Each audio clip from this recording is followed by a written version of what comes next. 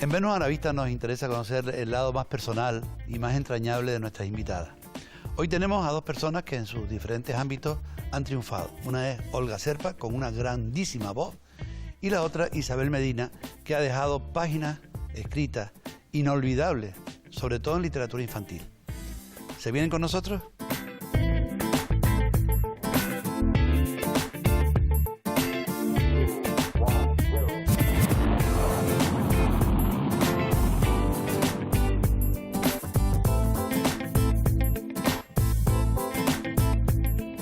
Es nuestra voz más característica, es una persona acostumbrada al éxito y es una cantante deseada por el público. Me refiero a Olga Cerpa, a la que tenemos el placer de recibir hoy en Venus a la Vista. ¿Cómo empiezo? ¿Diciéndote guapa? No está mal, muchas gracias. ¿A ti te gustan los piropos? Me da pudor, pero lo agradezco. Sí. ¿Tú sabes que hay gente que no le gustan los piropos? Yo agradezco siempre las palabras cariñosas, los halagos, porque son una manera de expresar cariño y los agradezco muchísimo, me parezcan más o menos merecidos, ¿no? Pero ¿cómo no se va a piropear a la Mujer Canaria 2014? ¡Hala! Buen año, buen año. El 14 fue para mí una buena añada, sí. Fue un gran homenaje en el Orfeón La Paz, Sí. compartido por todo el mundo, que supongo que te habrá hecho muy feliz. Muy feliz, porque el reconocimiento tiene ya además una trayectoria detrás importante de muchas mujeres que han tenido ese reconocimiento, ¿no?, de Mujer Canaria, pero además porque cuando eso pasa en tu tierra tiene un plus añadido, ¿no?, que es que los tuyos, tu gente, se sientan orgullosos de ti, de lo que haces. Y yo, que siento mucho mi pertenencia a Canarias, lo agradezco de verdad infinito, lo agradezco mucho. Olga, el año 2014 para ti fue muy especial porque te nominaron a los Grammy Latinos, que la sola nominación significa un éxito impresionante, ¿no? Sí, fue un año importante. La nominación al Grammy es importante porque, a ver, son 10.000 grabaciones las que se presentaron, ¿no? Que en la categoría en la que estábamos, el disco que hice junto a Albita, la cubana Albita Rodríguez y la peruana Eva Ayón, que ese disco lo nominaran, entre 5 discos fueron los nominados, ya eso es muy importante y te sitúa, digamos, en el panorama musical, ¿no? En un entorno un poquito más internacional, te sitúa, existe. Y eso es, bueno, es muy bueno. Y además con un título muy atrevido, Mujeres con Cajones, ¿no? Mujeres con Cajones. Sí, porque el espectáculo gira en torno al cajón peruano, que luego pasó a formar parte de la música cubana, luego entró en la música española, porque Paco de Lucía lo introdujo en el flamenco, y luego ha formado parte, yo creo que ya de todas las bandas de pop, casi cualquier banda hay un momento en que el cajón es necesario, ¿no? Pero claro, jugábamos también con el sentido reivindicativo de Mujeres con Cajones, ¿no? Mujeres que peleamos por nuestras carreras, nuestras familias, nuestras vidas, de una manera convencidas y con decisión, y también esos cajones estaban en el escenario. ¿Qué queda de aquella niña que yo entrevisté y de la que me enamoré cuando empezaste con Mestizay? Es verdad, han pasado años, ya han pasado años. Queda toda la ilusión y yo crecí con un sueño, que era poder cantar, ¿no? Cuando el año pasado, hace poquitos meses, cuando estaba en Las Vegas en la nominación de los Grammy, yo pensaba, bueno, yo soy la misma niña que aprendí a tocar el laúd en la cocina de mi madre, ¿no? Y ahora estoy aquí. Entonces, la ilusión la sigo manteniendo intacta, ¿no? Tengo más años, creo que un poquito más de sabiduría, porque los años inevitablemente, afortunadamente, dan cierta sabiduría, ¿no?, para saber quién eres y qué haces y qué no. Pero mantengo intacta la ilusión y las ganas y el disfrutar, y esa hora y media que dura un concierto es algo No te maravilloso. cansa, no te cansa. No, no me canso.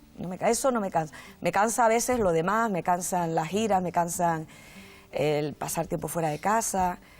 Pero estuviste casi un año de gira, ¿no? Con los gallegos estos, ¿no? Con Milladoiro hice una gira muy grande, sí. Yo he cantado con ellos varias veces, pero tuve una época de una gira que hicimos por Europa, por toda España, hicimos una gira muy larga. Sí, a veces hay giras que se extienden.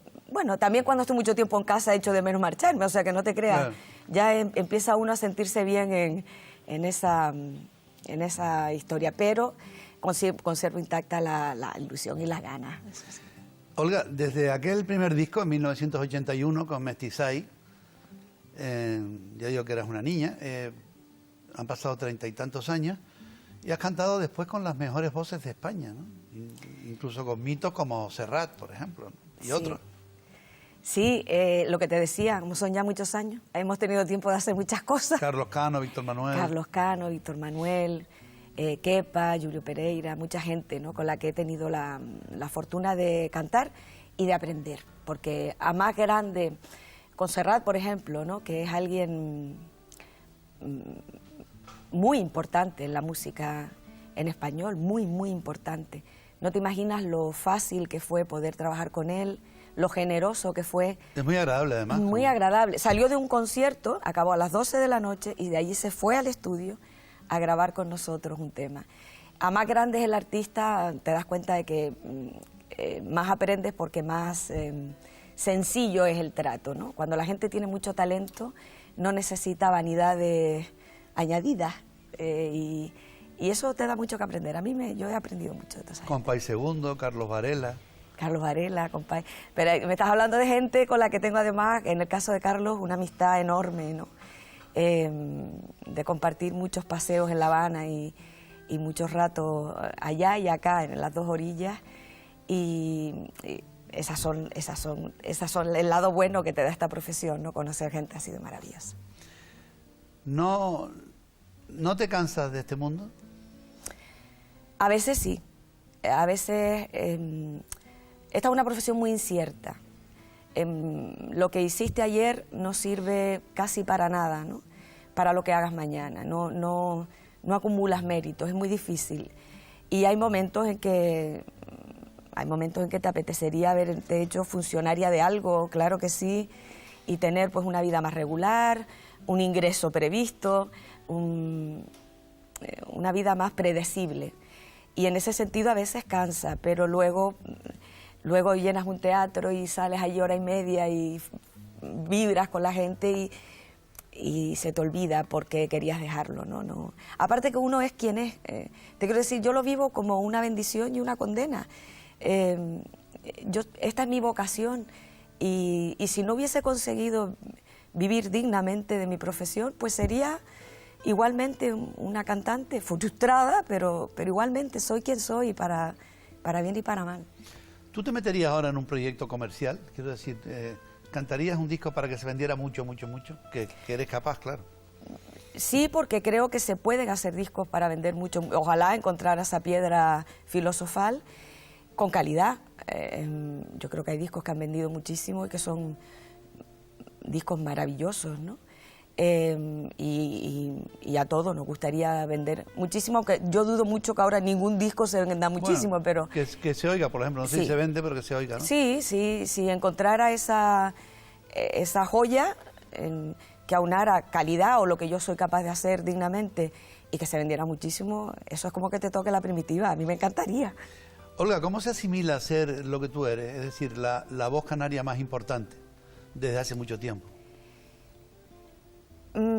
Eso no, yo pongo en duda la mayor, ¿no? Para empezar, creo que eso en todo caso serán los demás, lo que sientan cuando yo canto, lo que les represente a los canarios que yo cante y que cante con mi acento y con mi pertenencia a estas islas, serán ellos quienes lo digan. Yo solamente soy un ser humano que intenta ser feliz con lo que hace y hacer feliz con lo que hace.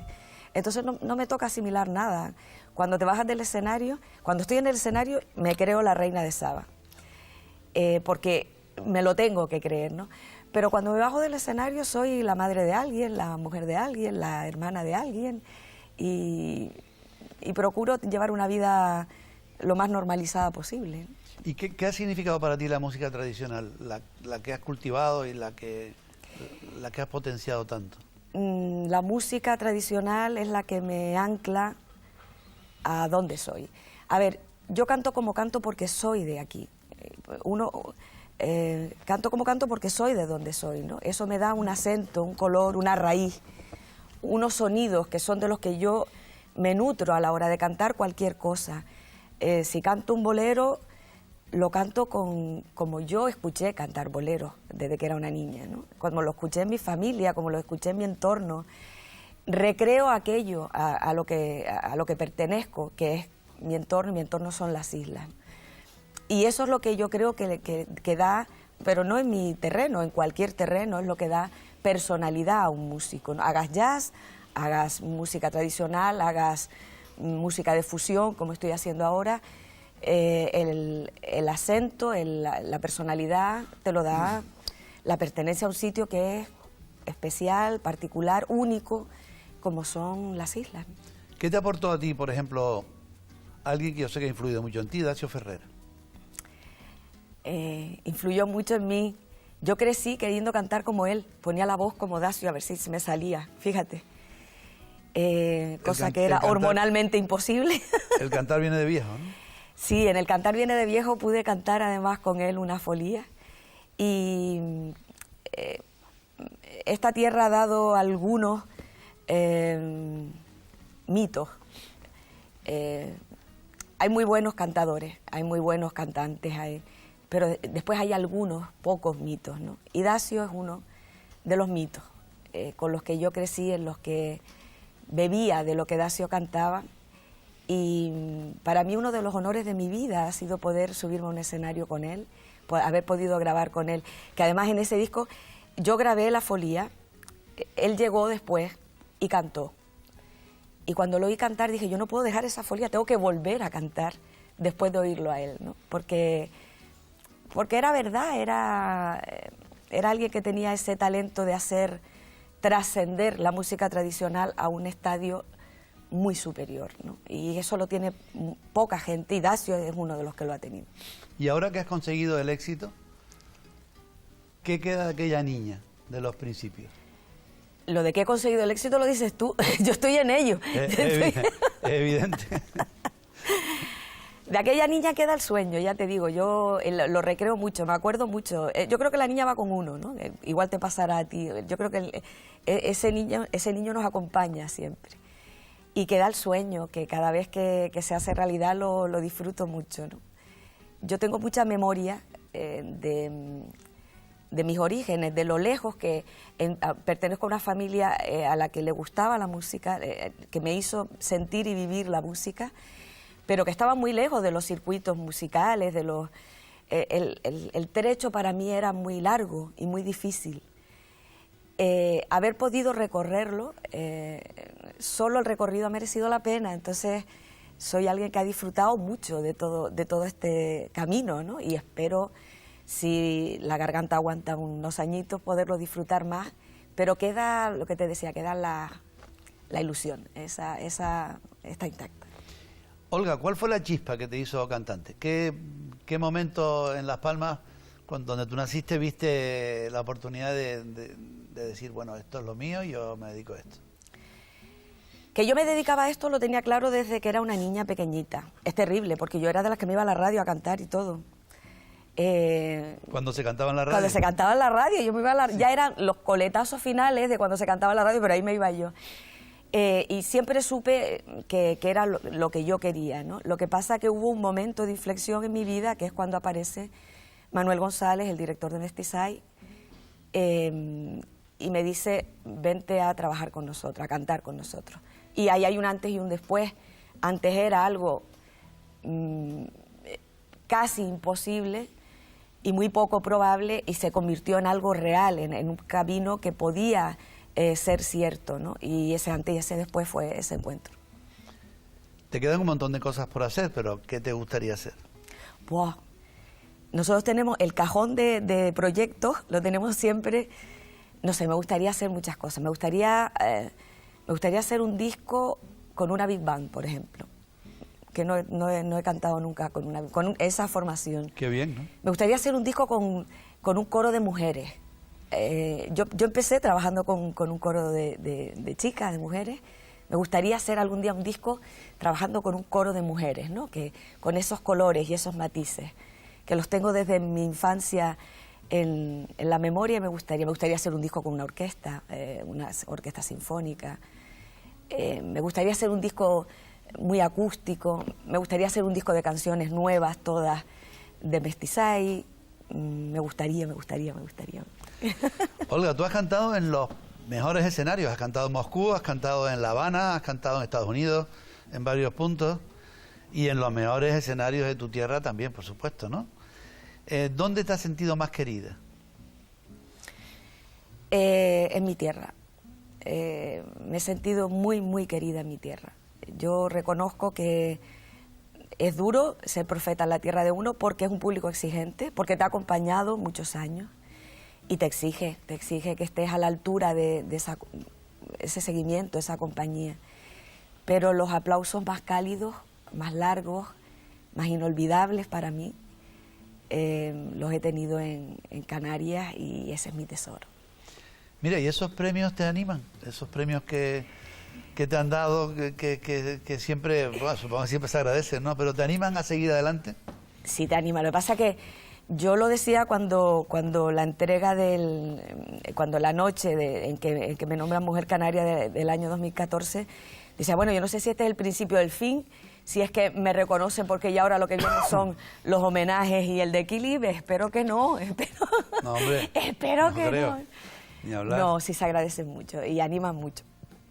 Son como espaldarazos, ¿no? Como golpes de ánimo que suben la moral y que te dicen, bueno, lo que estoy haciendo pues tiene sentido, ¿no? Yo sé que la vida privada de Olga Cerpa no conviene tocarla, a ella no le gusta, pero... Estamos entre amigos.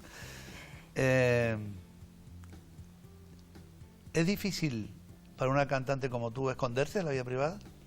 ¿O vivir la vida privada sin que los demás se enteren?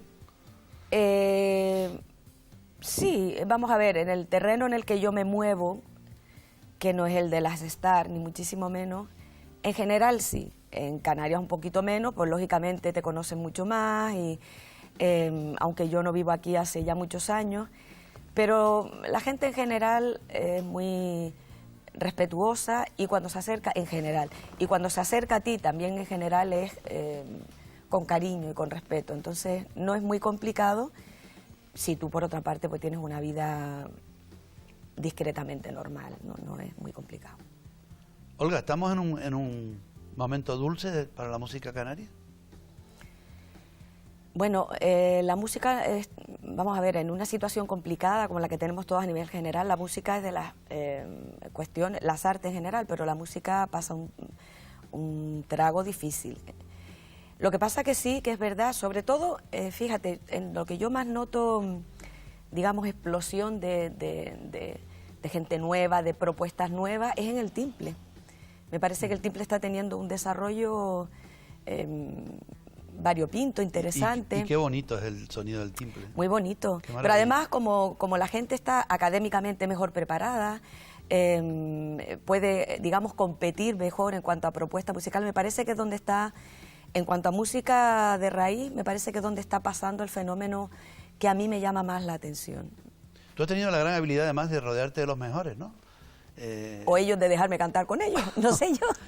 Hombre, ahí tiene mucha culpa también Manolo González, ¿no? Que es un crack, que te inició en todo esto, ¿no? Sí, yo he tenido la suerte, lo digo mucho, pero es que es la realidad, ¿no? Yo soy una cantante que ha tenido varias suertes. Una de ellas nunca estar sola, porque he tenido a Manuel y a Antonio Montes de Oca, que es el otro componente de Mestizay, siempre arropándome, cuidándome, potenciándome. Y luego he tenido a alguien que ha escrito canciones. El problema de una cantante casi siempre es encontrar repertorio, que es muy complicado, encontrar buenas canciones. Hay mucha gente que canta bien, pero que no acaba de encontrar un repertorio propio, ¿no? Y yo he tenido la suerte de que Manuel ha escrito para mí un puñado de canciones que, como hablo de él, no de mí, algunas son muy buenas. Y eso ayuda mucho a que se fije una imagen de ti, que asocien un repertorio contigo, eso que es muy complicado de encontrar para la gente que canta. Yo he tenido la suerte de tenerlo a mi lado, ¿no?, todos estos años. Bueno, estamos terminando la entrevista, pero yo no me voy de aquí, ni tú tampoco, sin que me cantes algo tan bonito como lo que me cantaste antes de empezar a grabar este programa. Te voy a cantar una de las coplas del aire que la acabo de cantar en Perú, que no tenían ni idea de dónde estaba Canarias, la mitad de la gente, pero daba igual, y yo se las canté. Si sientes que en la mañana te hieren los aires fríos, no pienses que son los aires que son los suspiros míos. Pero eso tan bonito, lo cantes en Perú, lo cantes en Nueva York, lo cantes en La Habana... pues una copla canaria. Eleva los corazones. Qué bien. ¿Qué consigue la música? Lo que no consigue nada, lo consigue la música. Eso es verdad. Y tú eres una especialista en trasladar sentimientos en tantos sitios. Muchas gracias, Andrés. Eso es lo que pretendo. Muchas gracias. Y que siga, ¿no? Y que siga. Lo que se pueda que siga. Bueno, si te pierdes, ¿dónde te encuentro? Me encuentras siempre, casi siempre en un avión, pero sí, mi sitio, Joe Cocker decía, mi sitio está donde cuelgo mi sombrero, y yo mi sombrero lo cuelgo aquí. ¿Y tu rincón de Canarias, donde perdes un ratito? Las canteras. Es fácil. Sí, es fácil. Allí paseando yo encuentro mi equilibrio. Sí. ¿Ahí vas todas las mañanas a pasear cuando puedes? Yo no vivo allí, pero tengo mi casita de Canarias está allí, y siempre que puedo me escapo y aquello me llena de vida y de color y de luz y ya está. ¿Y cuando te vas de Canarias tienes saudades, eso que llaman saudades? ¿Tienes recuerdos de Canarias? Siempre quiero volver, pero es verdad que he llegado al punto en la vida en que me gusta venir y me gusta marcharme, fíjate. ¿Sí? Sí, me gusta esa sensación. Qué curioso, ¿no? Porque desde fuera veo Canarias tan bonito y a veces desde muy cerca pues le veo las esquinas y no quiero, yo quiero quedarme con lo bueno, con lo que amo de mi tierra, y entonces de fuera la veo, todo es uno, lo dulcifico, ¿no? Y me gusta esa sensación también. Nosotros vamos a sentir añoranza de ti porque terminamos la entrevista, nos tenemos que marchar, pero yo no quiero que te vayas sin dedicarte una canción, que puede ser No Woman, No Cry, de Bob Marley. Por ejemplo. ¿Eh? Por ejemplo. Que van a cantar Lorena y Miguel Manescau, y con una versión muy particular además. Olga, muchas gracias por estar aquí con nosotros. Ha sido un placer. Para mí siempre es estupendo tenerte cerca. Ha sido un placer. Muchas gracias.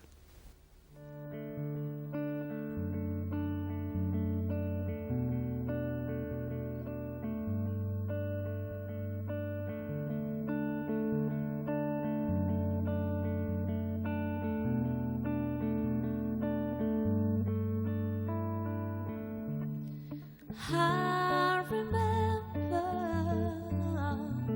when we used to sit in a conference, Jordan Trenchtown, over surfing the hypocrites. We go with the good people we meet.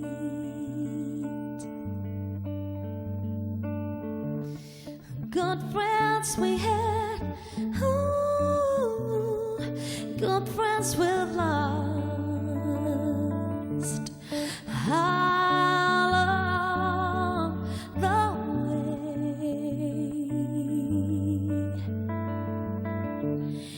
In this great future, you can't forget your best. So dry as your tears, I say.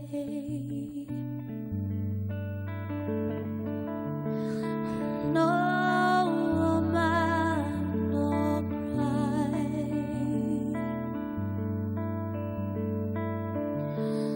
No woman, no cry.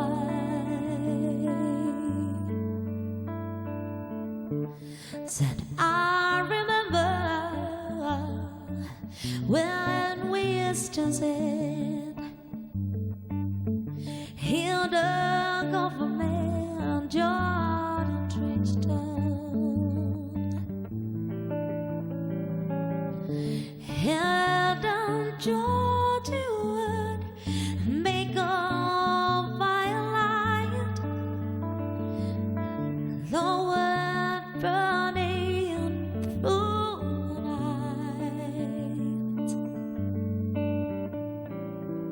Then we would go on a meal from the shy, we just share with you, with you, with you.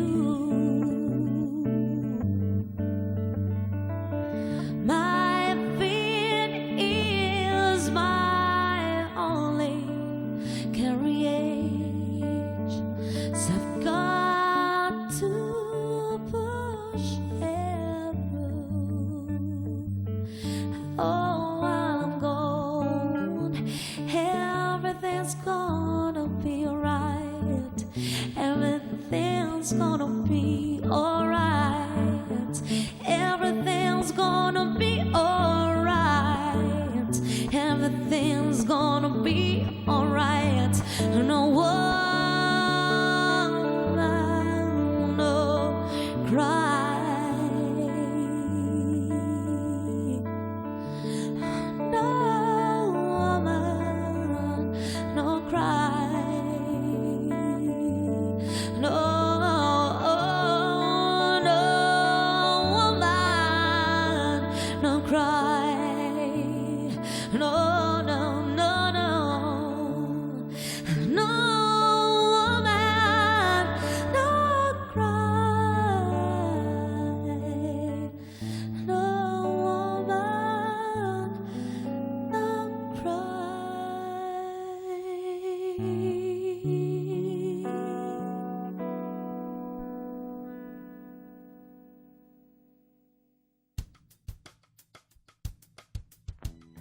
Seguimos en Venus a la vista. Había una vez una nube gandula que cuando cogía agua del mar se quedaba recostada, seguramente del cansancio. En Hermigua le pusieron una calle y es una excelente escritora. Isabel Medina, gracias por venir Y gracias a ti por esos cumplidos con los que me recibes. y gracias por ese poema tan bonito, La nube y el sol. Pero ese poema Y tiene tan una cantado, historia. y tan recitado, y tan cantado. Y tan cantado. Curiosamente, además, tiene una historia ese poema, porque yo lo hice solo para mis niños. Y yo recuerdo un día que estaba en clase y yo quería hacérselo para el siguiente día, enseñarle los nombres de los árboles de Canarias. Y entonces en mi casa, en ese momento, te cuento la anécdota porque es graciosa, yo tenía 4 hijos en ese momento, ahora tengo 5, y resulta que los niños, estaba la cocina llena de niños merendando, el comedor lo mismo. Total, que yo no tenía dónde escribir. Y entonces me pongo en la alfombra de mi cama, del lado de mi cama, y pongo, había una vez una nube gandula. Lo escribí de rodillas, castigada, hijo mío, castigada, porque no tenía en ese momento ningún otro sitio donde escribirlo. Isabel, tú en Canarias has creado un tipo de literatura infantil. Yo antes te preguntaba por tus influencias, me decías que no creías en las influencias. No, que yo no sé de influencia, nunca se me ocurre pensar a quién me parezco. ¿Qué significan los niños para ti? Para mí los niños significan muchísimo, porque ten en cuenta que yo, además de ser madre de 5 hijos, he estado con niños durante muchísimos años trabajando con ellos, ¿no? Y tal es así que ahora que ya no trabajo, no estoy en la escuela, sueño muchísimas veces con los niños.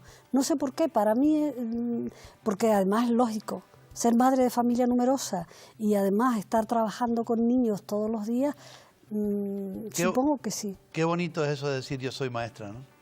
Sí, a mí me encanta. Sabes que hay gente que me lo reprocha cuando me dicen cosas y digo, si yo no soy más que una maestra de escuela. Y hay mucha gente que Nada me ha más y dicho, nada menos que eso, nada más y nada menos. ser una no, maestra de pero escuela. hay quienes tienen títulos académicos muy importantes. Yo no soy una maestra nada más. Y lo digo ni más ni menos que constatando una realidad. También has hecho radio. Sí, sí, fue mi primer trabajo. Me sacaron del colegio y me llevaron a la radio, ¿no? Y aquello fue una experiencia para mí alucinante. No había cumplido los 17 años, 16 años. Era la primera emisora antes de Radio Nacional, calcula. Era la emisora de la COPE, la cadena de ondas populares que estaba... ¿Radio Popular? Radio Popular, que ahora es la misma que está en La Laguna. Isabel, 4 novelas publicadas, si no recuerdo mal, un montón de cuentos. El primer libro fue Cuentos Canarios para Niños. Sí. Y lo que nadie sabe, aparte del éxito que has tenido con tus obras, lo que nadie sabe es que acabas de terminar, y se va a publicar pronto, una novela en francés, y que vas a publicar también un poemario en España. Cuéntame. Sí, bueno, Te lo tenías muy callado, ¿no? Ya, no, eso son cosas que están ahí, uno pues las difunde cuando salen, pero bueno, está previsto que dentro de probablemente poco tiempo, en la primavera, pues salgan esos 2 libros en los que he trabajado durante tiempo, porque el libro de Francia es la historia de una mujer que era una revolucionaria y una humanista, una mujer de la época de la Revolución Francesa, y calcula para lo que supone para una persona como yo, nacida en Hermigua, viviendo en el sur de Tenerife, primero en Güímar y luego en Granadilla, pues el que te metas en la piel de un personaje de la Ilustración, de la Revolución, y te metas en todo eso con otro idioma, otra época, no sé, algo como bastante difícil. Creí que no iba a ser capaz de terminarla, pero como soy una empecinada y constante, pues la he terminado y voy a tener la inmensa alegría de que pues por de pronto salga en París. Luego después pensaremos en español, pero por de pronto va a salir en París. Mira, qué bonito es entrevistarte y qué bonito es conocerte, y qué bonito es que todavía, a pesar de ser una maestra jubilada, tengas tantos proyectos y tan hermosos proyectos. ¿Los niños asimilan la literatura? Bueno, yo me imagino que sí, que los niños, yo creo que a veces, a lo mejor cuando más leen los niños es cuando están en la escuela. No soy muy partidaria de que se obligue, pero sí los libros deben ser una constante en la vida de todos los seres humanos. Y yo no me quejo porque ojalá me leyese a mí tanta gente de las novelas o los teatros o los poemas como me han leído en los colegios, ¿no? Porque ten en cuenta que, sin ser los cuentos canarios para niños, el viaje fantástico por las Islas Canarias, ya me pierdo en el número de ediciones, que eso lo sacó Anaya, ¿no?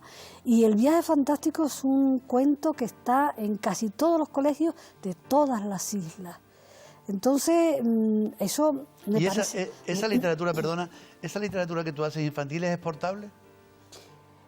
Pues algunas cosas, bueno, tal vez lo de Canarias, pero yo he recibido niños aquí de que han leído ese cuento Viaje Fantástico, que ha habido un intercambio con niños de la península. Evidentemente son cuentos que nacieron para que los niños y las niñas conociesen nuestra realidad a través de los cuentos, con lo cual poemas infantiles sí pueden ser exportables, canciones también, y algunos cuentos también, pero por ejemplo Viaje Fantástico por las Islas Canarias, pues no lo sé si es exportable. Yo sí sé que hay gente, una vez vino una pareja a visitar Canarias y quiso hacerlo siguiendo el mismo orden que yo ponía en los cuentos, ¿no? No sé por qué razón. ¿Se te puede considerar una precursora? Porque antes de ti no ha habido escritores para niños. No te quiero encasillar. Has hecho mucha literatura infantil, también otro tipo de literatura con éxito. Pero antes de ti, literatura infantil no ha habido, ¿no? Bueno, yo es que, fíjate, estaba en la escuela, y por eso digo, cuando yo hago el referente a la maestra no es ninguna broma. Yo estoy escribiendo porque soy maestra, ¿no? Y yo quise hacer una pequeña biblioteca de aula, a mí siempre me ha gustado mucho leer, y entonces, haciendo esa biblioteca de aula, me fui a La Laguna, siempre lo cuento, que me perdonen los que me hayan oído, y pedí cuentos canarios para niños, y me dijeron, de eso no hay. Y entonces yo me enfadé mucho, y de mi enfado, pues surgieron los primeros cuentos canarios que luego se empezaron a vender muchísimo, ¿no? Leías mucho de niña, ¿no?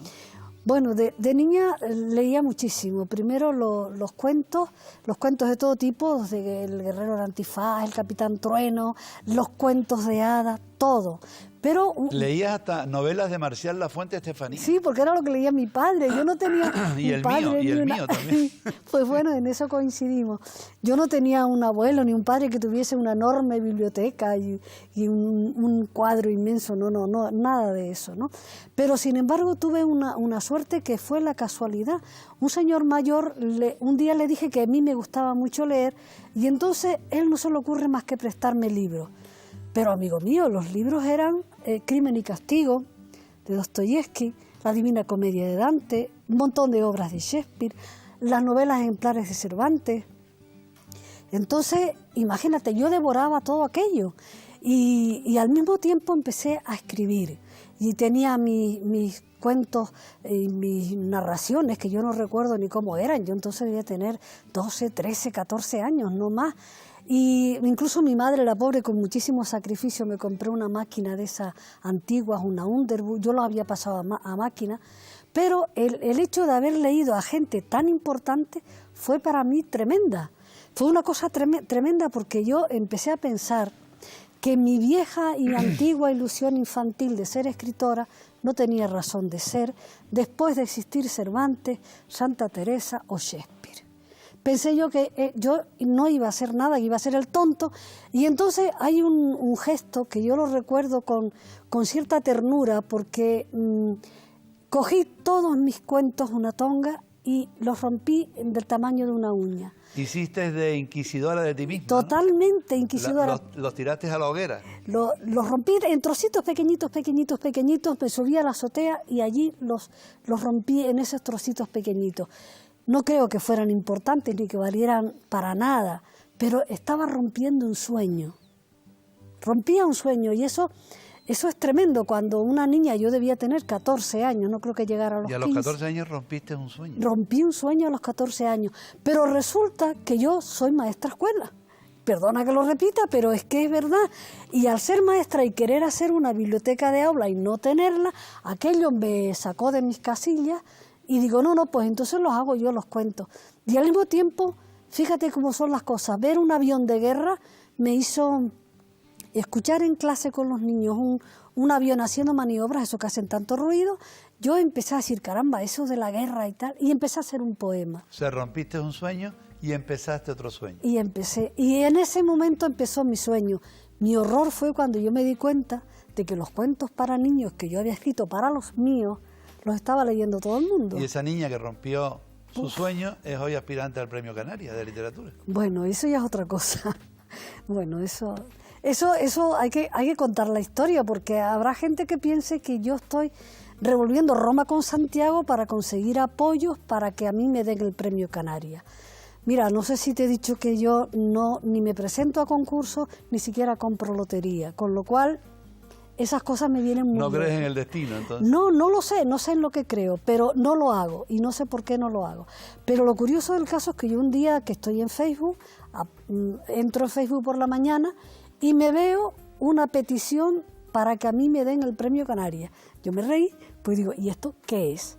Pues efectivamente el poeta Miguel Ángel Galindo hizo esa petición y empezó la gente a apoyarla ante la sorpresa mía.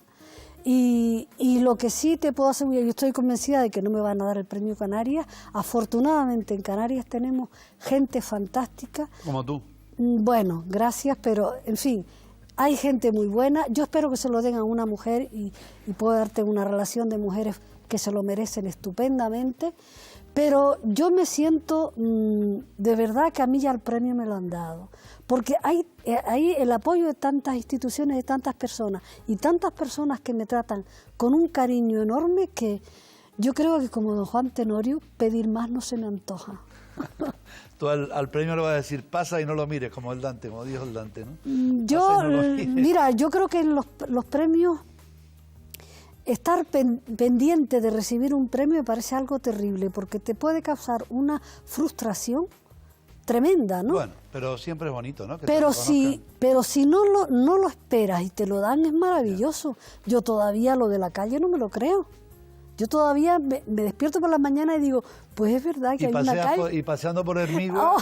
decir, ahí nací yo o ahí está Pues mi calle, ¿no? en la calle donde yo nací justo lo han puesto, han tenido la delicadeza la gente de Hermigua de ponerla allí, ¿no? Mira, Isabel, ¿dónde te desenvuelves mejor? Es una pregunta muy tópica a los escritores, pero yo me gustaría hacértela. ¿Dónde te desenvuelves mejor? ¿En la poesía o en la prosa? Bueno, es una pregunta compleja, porque la prosa y la poesía, al menos la prosa que yo hago, no hay tanta diferencia de la poesía. De hecho, Es prosa poética, ¿no? Sí, de hecho mi última novela me dicen que es un inmenso poema novelado. Por tanto, yo no siento esa saudade de la poesía cuando estoy escribiendo. Pero es una cuestión de música también, es una cuestión de... Siempre es cuestión de música, siempre. Fíjate que yo estoy escribiendo en prosa, y si a mí no me suena, yo lo quito. No me importa que sea eso lo que quería decir, me da igual. Yo lo que quería, no solamente quería decir, sino quería escuchar. Y es la musicalidad de las palabras. Mira, Macanti, el pobre Macanti, sí, que siempre lo recuerdo, me decía siempre, él leía mis artículos y me llamaba y me decía, hoy has hecho un poema. Era en prosa, naturalmente. Pues sí. Me decía, hoy has hecho un poema. Sí. Y es verdad lo que tú dices, que Sí. todo es música. Todo es música. Y yo es que la música en mi casa se vive mucho, mis hijos y todo, la música es en mi familia muy importante. Y para mí es curioso porque yo me veo borrando cosas que están bien solo porque no me suena, solo porque me desafina. Y si a mí me desafinan, eso no sirve. No sé por qué, no lo sé. Gracias a tu trabajo se conservan muchas cosas canarias, mucho de nuestro acervo cultural, histórico, patrimonial. ¿Qué te inspira? ¿Qué es lo que más te inspira? Bueno, yo como empecé queriendo enseñar a nuestros niños nuestras cosas, ¿entiendes? Pues entonces pues me inspira la geografía, la orografía, la geología, las leyendas. La historia me encanta, a mí me encanta la novela histórica, esta última novela es historia, y la penúltima, que es Los cuadernos de Marta, es en 2 tomos, es sobre la transición en toda España, pero vista desde Canarias, ¿no? Entonces, a mí la historia me parece fundamental, coger un trozo de historia es como coger el corazón vivo del pueblo, y más que vivo, darle vida. Porque la historia en sí, si tú tú coges un acta notarial de la historia, y los libros de historia a veces parecen eso, pero si tú coges ese fragmento de historia, le das vida, le pones... Lo novelas, le pones corazón, le pones ojos, le pones acción. Eso es darle vida a la historia. Y yo creo, sinceramente, que me perdonen los historiadores, y a lo mejor es un atrevimiento pensar que solamente se conoce bien la historia a través de la literatura. Bueno, García Márquez decía que la historia no es como es, sino como lo cuentan los historiadores. Como lo cuentan los literatos. Yo estoy convencida de eso, así, ¿no? Yo no sé si es así, pero yo lo siento así. El año pasado estuviste, me parece el año pasado, estuviste en una feria en Nueva York muy importante, ¿no? Sí. ¿Qué conclusiones sacaste de nuestra literatura, de nuestro idioma? Bueno, sigue estando de moda, ¿no? Sigue estando de moda, y allí no importa que no sepas inglés, ¿eh? No, da igual. Al menos da igual, hablabas español estupendamente con muchísima gente. Fue una experiencia tremenda el haber ido a la feria hispana de Nueva York, ¿no? Donde además te encuentras multitud de acentos y te das cuenta lo rico, lo importante y lo maravilloso que es el idioma. Mira, cuéntame una cosa que me interesa mucho y que supongo que a los televidentes también, que son los importantes, no yo. ¿Dónde escribes? ¿Cómo escribes? ¿A qué horas escribes? Bueno, yo escribo en mi estudio. Yo tengo un estudio con una mesa grande y una silla cómoda, y ahí escribo. Y escribo a todas horas, por la mañana, por la tarde. Soy una persona muy disciplinada.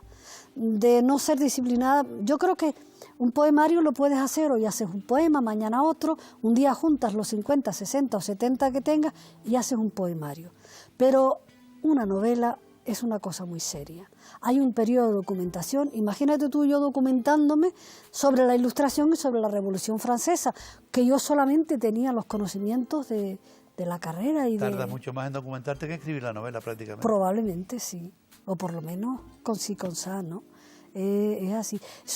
Yo creo que a mí cuando me dice la gente, ¿tú escribes cuando estás inspirada? A mí eso me asombra. Yo escribo siempre. La inspiración viene luego. ¿La literatura es un oficio? La literatura puede ser un oficio, pero por encima de todo es una pasión. Es saber tú que haces eso y no puedes hacer otra cosa. No lo puedes hacer. Yo, por ejemplo, digo, pues a lo mejor ahora que no tengo un trabajo diario, y pues podía ir a la playa, salir aquí, salir allá, y sin embargo estoy trabajando, porque como decía Rosa Montero, una novela es tan duro como picar piedra. Y yo estoy de acuerdo con que es duro, la corriges miles de veces, tienes que prepararte, son años y años. ¿Entiendes? No es un trabajo de 10 minutos, ¿no? Y luego a lo mejor la ley no te gusta y le gusta a los demás y a ti no. O no te la leen, o no te la leen, ¿entiendes? Pero sin embargo tú lo tienes que seguir haciendo. Es como la hormiguita que hace su hormiguero y no te pregunta si tiene importancia o no. No lo haces ni lo haces por los premios que te puedan dar, a la persona que le den el máximo premio, que es el premio Nobel, porque le den el Nobel no va a escribir mejor, evidentemente. Ni porque tengas todos los premios del mundo, hay gente que se empeña en recopilar y en tongar los premios, y eso no te hace escribir mejor. Tú escribes como escribes. ¿Sientes, Isabel, que has dejado un legado en la literatura en Canarias? ¿O que estás dejando? Pues no lo has dejado todavía. Yo esas cosas nunca me las pregunto, ¿sabes? Nunca me gusta preguntarme la importancia, si tiene importancia lo que hago, si no la tiene, si alguna gente... No lo sé, eso no soy yo quien tengo que decirlo. Dime una frase que te defina. Uf, qué complicado. O dime un autor que te haya dejado impacto. A mí el impacto mayor, hay mucha gente que admiro y tal, pero el impacto mayor y de quien yo me enamoré profundamente a los 12, 13 años fue Shakespeare. Sí, te lo digo, no pretendo presumir nada, pero yo recuerdo el monólogo de Shylock en El Mercader de Venecia, leerlo, y yo no sabía nada de aquello, lo leía, y qué bonito es esto, qué bonito es esto. Nadie me dijo, en mi casa nadie lo sabía, ni muchísimo menos, porque aquellos libros ya conté que llegaron de casualidad, de rebote, ¿no? Y que aquello era una página brillante de la historia de la literatura, ¿no? Y yo creo que no lo leo más porque no tengo tiempo, y la verdad es que no tengo tiempo de leer. Tenemos que irnos porque esto se ha pasado volando. Había una vez una nube gandula que evidentemente no reflejaba el ánimo de la autora, que es fantástica, que es una trabajadora infatigable de toda vitalidad. Te vamos a regalar una canción que se titula Alma de Blues, mucho en la línea de inspiración que tú necesitas en la música para seguir trabajando.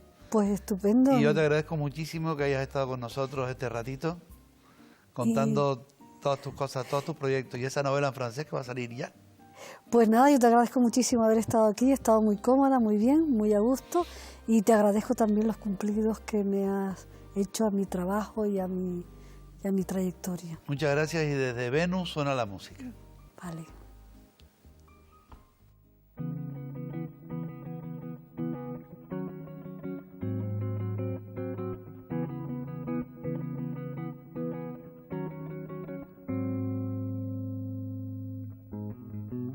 Es la historia de una voz templada por el blues. Es el canto que arrastró al hambre y el amor. Y la música nació vestida de mujer. El lamento que acunó su dulce oscura piel. Sentimientos en su son, gardenias del querer, y la música cantó vestida de mujer.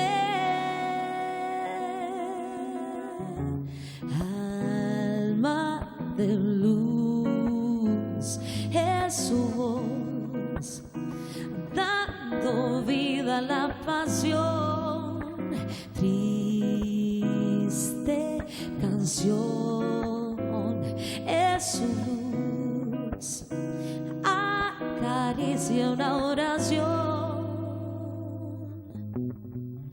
Nadie nunca comprendió su lucha y su dolor.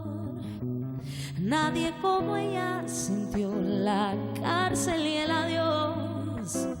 Y la música lloró por Billie Holiday. Alma de luz es su voz, dando vida a la pasión. Triste canción es su luz, acaricia una oración.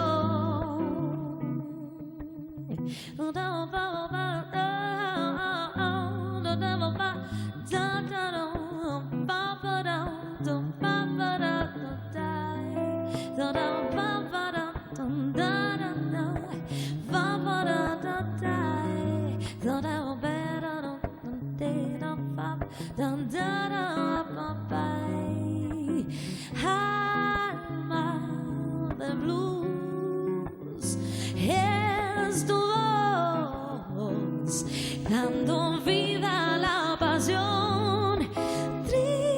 Triste canción es su blues y acaricia una oración.